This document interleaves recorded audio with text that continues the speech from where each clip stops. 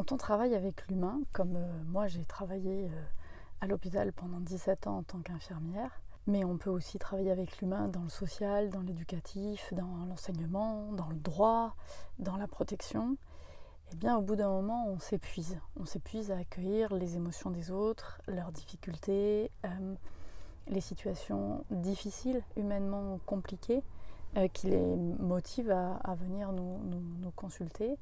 Et on n'est pas forcément formé dans la formation initiale, mais même après sur le terrain, à absorber tout ce que ça peut générer en nous que d'accompagner un autre être humain dans une situation de difficulté. Même avec les collègues, nos relations peuvent être complexes et peuvent vraiment nous amener à nous fatiguer au quotidien en fait dans le travail. Critique, jugement, dénonciation. Finalement, c'est un peu comme si tu pouvais jamais être vraiment qui tu es dans ton travail, travailler comme tu l'entends, comme tu le ressens, comme tu en as envie. C'est comme s'il y avait toujours quelque chose qui t'empêchait de travailler comme toi tu le souhaites en fait. En fait, au fond de toi, tu sais très bien ce que tu as envie de dire ou ce que tu as envie de faire. Mais souvent, tu peux te retrouver dans le travail face à une situation, lorsqu'elle se produit, tu perds tes moyens. Tu sais pas quoi dire ou tu sais pas quoi faire pour pouvoir t'adapter à cette situation, qu'elle soit avec les personnes ou avec les gens avec qui tu travailles. Tu n'arrives pas à exprimer ce que tu as besoin pour travailler, ce que tu veux, et même plus, tu n'arrives pas à répondre aux critiques des autres. En fait, au fond de nous, au fond de toi, au fond de moi, ce qu'on demande, c'est pas grand-chose. On demande de pouvoir bosser dans de bonnes conditions relationnelles, d'avoir les moyens d'accueillir les gens. Et quand je parle de moyens, c'est pas des moyens forcément matériels, mais d'avoir des moyens humains qui permettent de prendre en charge les personnes et de mener à bien nos missions professionnelles, c'est-à-dire de pouvoir exercer concrètement nos compétences professionnelles, ce pourquoi on a été formé en fait. Et pourtant, tu es confronté chaque jour à des réactions qui viennent te mettre à mal. Quand je dis qu'ils viennent te mettre à mal, c'est-à-dire qu'elles viennent alimenter soit ton auto-jugement, souvent dévalorisant sur toi-même, mais ça peut aussi être ta perte de confiance en toi qui vient s'abîmer petit à petit par rapport à l'environnement qui t'entoure au travail en fait. Et petit à petit, ça peut amener des petites phrases comme en fait, je suis pas faite pour ce métier, je suis nulle, je me suis surestimée, c'était pas fait pour moi, c'est pas ce service qu'il me faut, c'est pas cette branche-là, je vais pas y arriver, il faut que je change, il faut que je fasse autre chose, c'est trop dur. Et du coup, l'autre, mais que ce soit la personne ou le collègue, peut réussir à te faire croire que le problème c'est toi. Et que du coup, si toi, tu t'en vas, du coup les problèmes seront moindres en fait. Simplement parce que tu ne sais pas gérer les avis des autres et que tu ne sais pas gérer les réactions des autres. Et donc quand tu arrives à ce moment où c'est une certitude, c'est-à-dire que tu es persuadé que ce métier n'est pas fait pour toi, en fait, tu t'es complètement perdu. C'est-à-dire que souvent quand on en arrive là, tu sais pas quoi faire d'autre, tu sais pas où tu vas aller, et en fait, c'est pas que ton métier que tu as perdu, c'est toi-même, tu t'es perdu là-dedans. Donc là, à ce moment-là, ce qui est hyper important, c'est de réellement se connaître pour pouvoir utiliser ce que j'appelle le potentiel de ta structure. C'est-à-dire que ta manière dont tu t'es construite et la façon dont tu fonctionnes, c'est ta structure. Et cette structure, elle t'empêche certaines choses, mais elle t'apporte aussi un énorme potentiel. Et l'intérêt, c'est d'aller découvrir le potentiel de cette structure. Quand j'ai commencé à travailler et à développer les programmes qui existent aujourd'hui sur Confiance en Soi, c'est parce que j'ai découvert le potentiel de cette structure, parce que moi j'étais arrivée à ce point d'épuisement professionnel qui avait fait de moi quelqu'un qui voulait quitter ce métier, qui voulait partir faire autre chose. Or en fait, ce que je sais faire et ce que j'aime faire et ce que je ferai jusqu'à la fin de ma vie, c'est prendre soin des autres. Et de découvrir le potentiel de ma structure, ça m'a permis de me recentrer, de me remettre à ma juste place en fait, de ne pas me tromper et de ne pas quitter un métier que j'aurais pu quitter pour les mauvaises raisons. J'ai été aidée dans cette démarche et j'ai compris qu'une grande part de ma souffrance venait de moi, était de ma responsabilité. Ça venait du fait que la manière dont je percevais et je voyais les choses faisait que je souffrais dans mon quotidien. Et donc le problème, c'était pas les autres, c'était la manière dont moi, je voyais ce monde extérieur. Simplement parce que je manquais d'estime de moi et je manquais de confiance en moi. Christophe André, qui est un célèbre psychiatre français, a écrit un article dont je vous mets le lien en dessous, a publié un article sur l'estime de soi et il parle de l'estime de soi comme d'un véritable système immunitaire du psychisme. C'est hyper important parce que l'estime de soi, c'est ce qui permet de protéger notre équilibre psycho-émotionnel. Une des premières fonctions de l'estime de soi, c'est de s'engager concrètement et efficacement dans l'action. Et la notion de confiance en soi, qui est un des aspects de l'estime de soi, c'est la partie qui permet de ressentir un sentiment subjectif, d'être ou non capable de faire ou de dire quelque chose. Il y a une étude qui a été menée aux États-Unis en 2001, qui a été menée auprès de parents et d'enfants pendant l'éducation de la petite enfance. Et en fait, c'était très intéressant parce qu'il y avait 2 cohortes et il y avait une cohorte où il y avait des parents qui avaient élevé leurs enfants avec beaucoup de valorisation et d'estime de l'être et non pas de ce qu'ils faisaient. Et puis il y avait une étude sur toute une cohorte de parents où ce qui était mis en avant, c'était surtout ce que faisait l'enfant, la réussite scolaire, la réussite des activités, la réussite sociale, etc.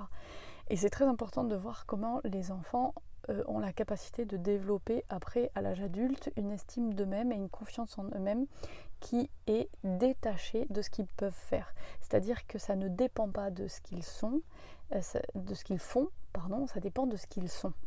Et ça, c'est très important parce qu'on est dans un système qui valorise beaucoup la confiance et l'estime en fonction de ce que l'on fait et pas de ce que l'on est.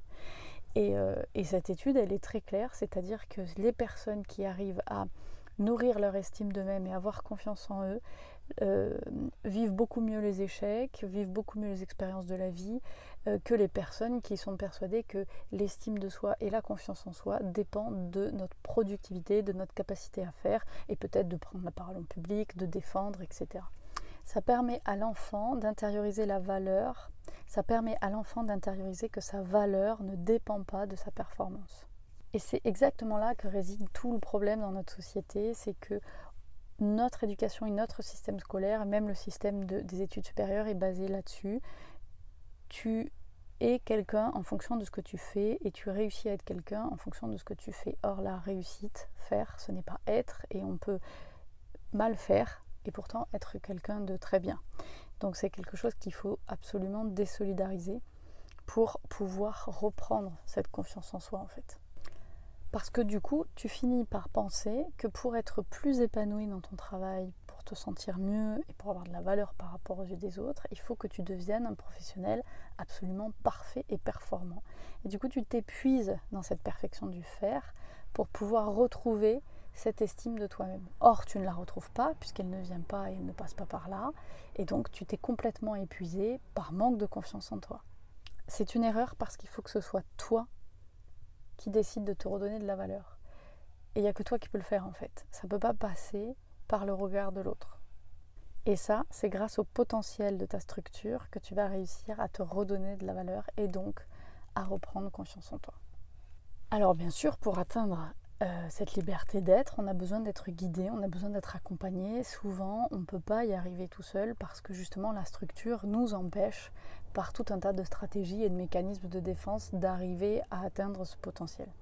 Au début, je te parlais du potentiel de cette structure et cette structure, c'est ta matrice, c'est ce qui te tient debout, c'est ce qui te permet d'être en relation avec les autres, en relation avec toi-même, ce qui te permet d'avoir une identité psycho-émotionnelle stable dans la société dans laquelle tu vis. Mais tu n'es pas complètement libre. Tu es libre en fonction de ta structure. Je m'explique. Ta structure, elle s'est mise en place pendant l'enfance en fonction de ton éducation, de ton milieu social, de tes expériences à l'école, des valeurs qu'on t'a transmises, des relations que tu as tissées, des rencontres que tu as faites. Son rôle, d'une certaine manière, maintenant à l'âge adulte, c'est de veiller à ce que tu ne sortes pas de tous les schémas que tu as construits dans cette enfance. Pourquoi ? Parce que si tu ne sors pas de cette zone, comme c'est une zone connue, eh bien tu ne risques pas de te mettre en danger, entre guillemets. C'est-à-dire que tu ne risques pas de faire de nouvelles expériences qui te mettent en difficulté. Donc, ta structure à l'âge adulte, son travail, ça va être de te maintenir dans un schéma de fonctionnement identique, peu importe les situations dans lesquelles tu te trouves. Or, tu te rends bien compte, parce que si tu regardes cette vidéo aujourd'hui, c'est que tu en es là, tu te rends bien compte que toujours fonctionner de la même manière dans différentes situations, eh bien ça n'aide pas. C'est-à-dire qu'il y a des fois on est limité, on est contraint, on est gêné, on est freiné, on n'arrive pas à être et à faire ce qu'on voudrait être et ce qu'on voudrait faire. Et ça, c'est parce que ta structure t'en empêche et te protège en essayant de te maintenir dans cette zone de confort qu'elle connaît et qu'elle a construite avec toi pas à pas pendant ton enfance. Donc moi, ce que je te propose pendant cette semaine-là, c'est justement de découvrir ton potentiel, de ta structure. C'est-à-dire qu'à travers des exercices très simples, c'est identifier comment ta structure peut te servir à aller là où tu as envie d'aller en fait, atteindre tes objectifs clairement, à te sentir mieux, à reprendre confiance en toi, à être plus à l'aise dans ta relation avec les autres, à te sentir plus sereine. Donc pour cela, moi j'ai créé 3 grands programmes qui existent et qui ont déjà vu passer plusieurs stagiaires. Dans ces 3 grands programmes sur la gestion des émotions, la communication, la carte d'identité, etc., on va au fond des choses, c'est-à-dire qu'on va vraiment mettre en travail la structure. Mais avant ça, j'avais envie de proposer quelque chose de plus doux. Et donc, c'est pour ça que j'ai construit cette semaine qui est basée sur 5 ateliers. 5 ateliers pour pouvoir définir les contours de cette structure et pouvoir avoir le sentiment de reprendre les rênes en fait. Et donc avoir cette sensation de reprendre confiance en soi et de se regarder autrement. Donc il y a 5 ateliers. Un atelier où on travaille sur la carte du monde, donc c'est la construction de la structure. Un atelier où on travaille sur l'ego et les mécanismes de défense, donc c'est qu'est-ce qu'il y a en place dans ma structure qui est à l'œuvre lorsque j'arrive pas à faire quelque chose. Ensuite un atelier sur les croyances, et donc ce qui me limite et ce qui me motive dans mon quotidien. Un atelier sur le rôle des émotions, puisque c'est un élément essentiel de notre système psycho-émotionnel et adaptatif de notre environnement. C'est-à-dire que sans les émotions, on ne s'adapte pas et on n'arrive pas à communiquer avec les autres et souvent on voit qu'on est emprunté avec nos émotions. Et puis en dernier, une réécriture complète de sa carte d'identité avec tout ce qui a été dévoilé dans les 4 premiers ateliers grâce aux exercices qu'il y a appliqués à chaque fois. Donc cette semaine, elle est organisée en un atelier, un exercice par jour du lundi au vendredi. Le samedi, on se fait une masterclass tous ensemble pour répondre aux dernières questions, pour se rencontrer, pour échanger en live, etc.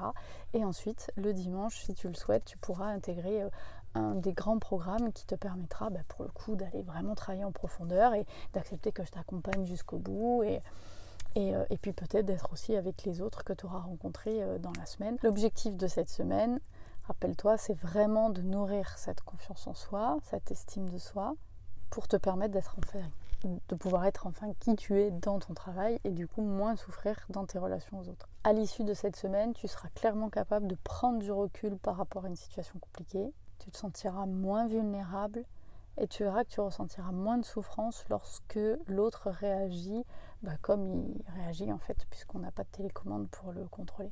L'agressivité et la détresse de l'autre te toucheront beaucoup moins, tu arriveras à mieux prendre du recul. Voilà, je te laisse, tu as toutes les infos dans le mail qui accompagne cette vidéo et puis même en dessous de cette vidéo, donc je te laisse faire le choix qui te semble le plus juste et puis j'espère qu'on se retrouve de l'autre côté pour cette semaine d'atelier.